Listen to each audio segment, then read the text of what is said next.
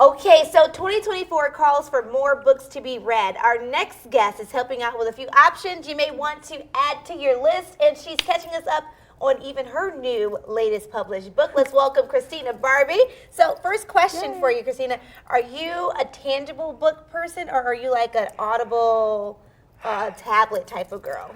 I spend too much time in front of a computer, so I have to have the book in front of me. And also when the author does something I don't like, I have to be able to have something to throw. So I don't want to throw an electronic device. I'd rather throw some paper. Yes, so. yes. And I don't know what it is, but the smell of the books still get me to this day. I love the smell of a good tangible book, paper book. Okay, so let's get into it. Tell us more about your new book. You said 2 years in the making for this one. Yes, What's 2 it years. called and what's it about? So this is The Fallout of Fallacy. It's book 1 in my epic high fantasy series, The Psalms of Fire and Fury. I'm slating it to be about 5 books. This one is about an empire that was built on lies and is now destined to burn by its own actions. Wow. So it's about tyrannical leaders taking things possibly a little too far in some people's eyes, and the leaders below them and the people beside them deciding if they're going to stand up against the tyranny or continue to allow it to happen and live in the comfort that that system has brought them. And it's about finding justice within injustice. What's your favorite moment or in the process of making that book? What was your favorite like aha moment? I think the biggest trouble I had was finding the right ending because it's a series. And my biggest aha was actually when I was writing the very last chapter, which is half of a page. And I meant to write something else, and the characters decided, we're going to do this instead. And I ended the last sentence, and I went, okay, all right. Exactly. That the works. characters won. The characters won. So that's your book, and then you brought a couple more books that you recommend. Yes. Tell me about these books. What's special about them? So what's special about them, besides that these are some of my favorite books, is almost every single one on this table, including mine, are all indie published. The first one here is Night Strider by Sophia Slade. This is about a winged assassin born of a nightmare who's taking vengeance on the man who dreamt her and created her. 2 enemies to lovers storylines, which were amazing, and it's very like Pan's Labyrinthy, a little paranormal, a little dark but not scary. And that one actually just got picked up for a book deal, so I'm very excited. I love Sophia, I've been following her for so long.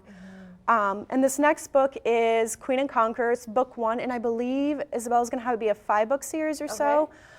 I've never read Game of Thrones, but from what I've been told and what I could tell from watching some of the show, it is Game of Thrones but centered on women's stories. It's about a queen who tries to take over a kingdom and conquer it by marrying the king who killed her husband. Very interesting. Yes, and the whole goal was she was like, I'm not going to fall in love with the man. I'm not going to fall in love with him. And maybe she does, and maybe she doesn't. You gotta read the book to see. Gotta read that. I love that story. I'm always like women empowerment, and so that's kind of the theme here. Is these are all based kind of on a woman's story. Yes. Right? Why do you feel like that's important for readers to kind of dive into this year? I think as somebody who's read fantasy my entire life, I did fall out of it when I started like really growing up because I always saw women and just differently diverse people being the side character or a main character in order to forward a man's story. And I don't think there's anything wrong with reading men's stories. I've read so many of them and I think they're beautiful and amazing. But something that was so frustrating for me and why I fell out with fantasy for a while was because I always saw myself as, oh, I can only be the main character if I'm not like other girls or if I'm helping a man. And so like what I love about these books and so many of my other favorite books is that's not a thing. They're just these women and these characters exist with their own autonomy and their own choices, and they drive the story just as much as the other types of characters. Yeah, very well said, very well said. Where can we catch your book, or where can we find it and get our hands on your copy? Anywhere books are sold online. I'm hoping some indie bookstores in the area pick it up, as well as my website. And February 21st, you can come get signed copies at Ad Astra. Downtown. It's my wine bar that I own, and my friends, because I won't throw it for myself, my friends are throwing an author Q&A, author signing party, and you can come get your book signed or buy one. Awesome, awesome. Thanks for watching. Stick around by subscribing today and don't miss a single video.